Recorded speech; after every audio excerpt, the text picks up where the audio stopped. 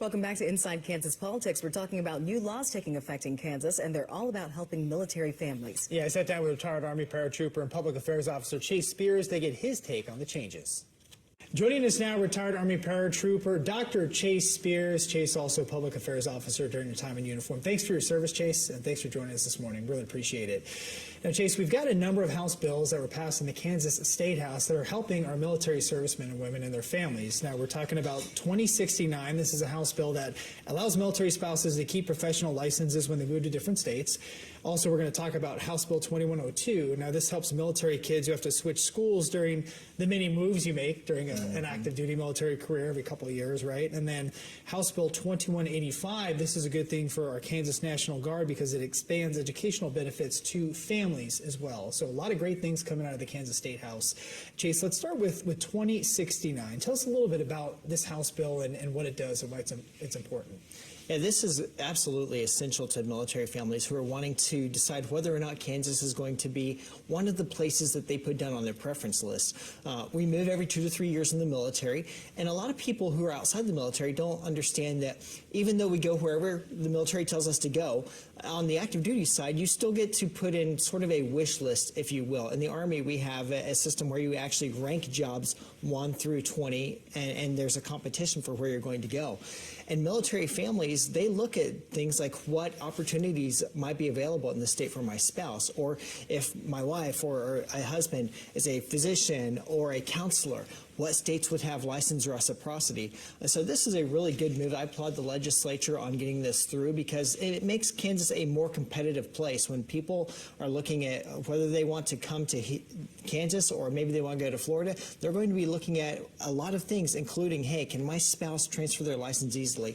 And this bill makes it much easier to do that. Yeah, and I know this has been going on a long time, this discussion, and it's so good to see this happen, Chase, so spouses don't have to restart their career or get a new license every time they move.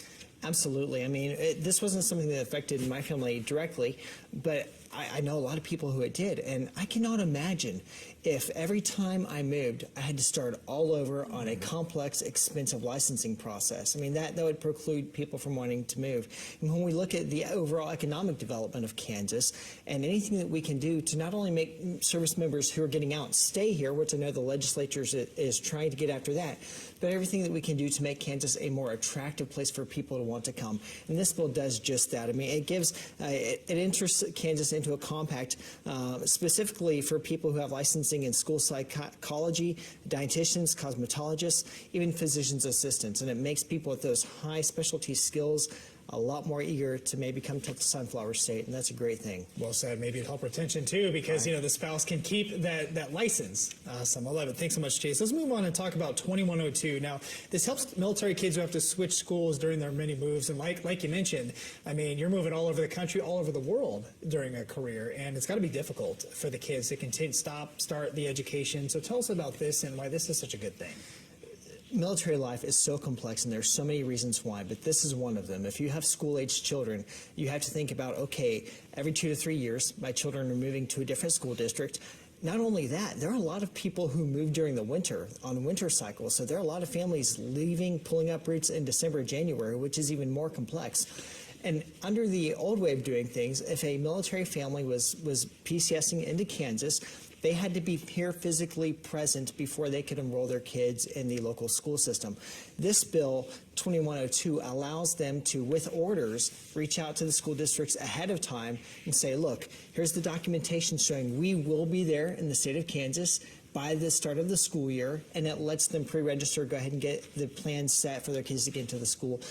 Again, so it's just one more thing that makes Kansas one of the states that's a little more seamly for people to come into it. It reduces some of the frictions for people who are wanting to PCS in. And so again, everything that makes this place more desirable for military families and reduces the frictions for military families is a good thing. And as we know, Chase, I mean, 2 major military installations here for the Army, Fort Riley, Fort Leavenworth. So it's such a good thing to hear that, and it just eases that burden on military families and the kids who are trying to get their education done when they're, I like to say military families serve too, the spouses and the kids.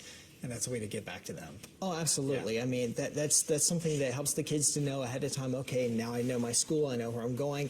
The parents aren't having to think while they're moving, while they're uprooting the households, while they're dealing with movers, while they're dealing with whatever weather, depending on what time of year they're moving. This is one less thing they have to worry about. And having moved many times from my military career, I can tell you, everything that you can take off my plate during that move is welcome news. It's got to be such a stressful time. I'm glad to hear that this is just one less thing families have to deal with who serve our country. And we'll be right back. You're watching Inside Kansas Politics.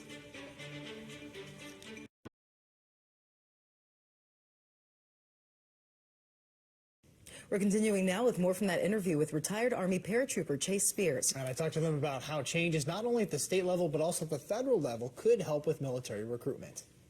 So let's move on and talk about 2185. Now, this expands Kansas National Guard benefits to families. We just mentioned how the family serves too.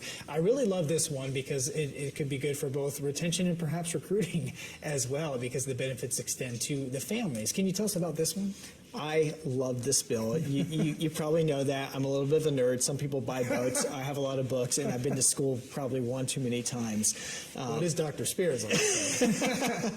But this actually helps Kansas to, in some ways, almost mirror the post 9/11 GI Bill that those of us who are on the active side are able to enjoy. And so under the old Montgomery GI Bill, that only applied to the service member, and that was a wonderful, wonderful benefit.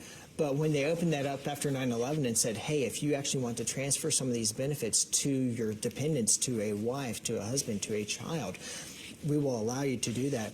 And Kansas and the National Guard, of course, has a similar benefit program. My son, who's in the National Guard, has used it for when he did his undergrad. It was a wonderful program. It still is a wonderful program. And this allows National Guard members to actually take unused portions of their educational benefit, and just like in the post 9/11 GI Bill, transfer them to dependents, so that, if you have a spouse who wants to go on to school, or you have a child who's responsible and wants to go on to school, and you don't plan on using that benefit and you've got leftover, you can gift it to them. I mean, just think about what a great retention tool that is. If you have someone in the Guard and they know that, hey, if I continue serving, I can actually allow my loved ones to get an education with these benefits. I mean, that's a huge morale enhancer, and it's good for the state, it's good for the Guard, it's good for retention all around. Full thumbs up from me. Awesome. I appreciate it, Chase. And of course, with rising costs of college, I mean, anything helps, right? Everything helps. All right. Well, I've got my hand here a memo, Chase, not the actual one, but it's from Secretary of Defense Pete Hegseth. Now, he has put out a memorandum to ask agencies to increase services for homeschooling. The statistics are pretty incredible. The percentage of military families who homeschool, like we mentioned, because you're moving all over the place, going to different schools. Tell us a little bit about this, your thoughts on why this is important and what it does. Well, this one is the closest to my heart of all of them. As you know, I'm a homeschooling father of 5. I was raised as a homeschooled child. A lot of my friends and professionals I associate with were homeschoolers. So anything that we can do to make it easier for people to homeschool, I am fully on board with. What a lot of people don't think about is roughly, the statistics I looked at yesterday is roughly 6% of households with school children in them choose to homeschool. It's nearly double for the military, and there are a few reasons for that. One gets to the transient nature of our lifestyle, like we discussed. I remember when Lori and I got married, and I told her, hey, I want to be a homeschooling family. And she originally didn't like that idea. She said, hey, I want to send our kids to private school. And I was like, hey, that works too. I just love homeschooling. And then when I joined the Army, she said, now we really need to be a homeschool family, because I don't have to pull my children out of school systems every 2 to 3 years and get them reintroduced and reacquainted and risk them having to retake certain classes. Let's just make it streamlined and they get a common educational experience throughout. And it was wonderful for us, because we could, even during our moves, we could make it educational and pass by battlefields and do all this American history on the drive. And I'll give you one anecdote from our personal experience where I think this might come in helpful. When we moved out of Alaska at the end of 2016, I went to the transportation office and I talked to them about my professional gear weight allowance. Now, for your viewers, when you're in the military, you have a lot of professional gear. A lot of it's the soldier gear that you accumulate, your vest and your flick and all that stuff that you got to carry from one location to another. But they also say, hey, if your spouse works, if your spouse has a physician or whatever, and they have equipment that is required to do that job, the weight of that equipment doesn't count. Set those boxes aside. We don't count that in your overall weight, so it doesn't count against you. So I went to the transportation office and I said, hey, we have a certain amount of weight of materials that are directly related to our homeschooling. My wife is a stay-at-home teacher, and this is her vocation. And they said, no, we don't count that. You're on your own. That was a lifestyle choice that you made. And to this day, I disagree with that and think that was just absolutely the wrong answer. And so that's one of the things that I would love to see the Defense Department get after. I mean, that's an easy way to immediately give just a little bit of support to homeschooling families, because we really do pay twice to educate. And so it's the right thing for the military to look at, hey, how do we better support these families who are supporting the nation? And that was your look inside Kansas politics. We'll see you next Sunday, same time, same place. Have a great day.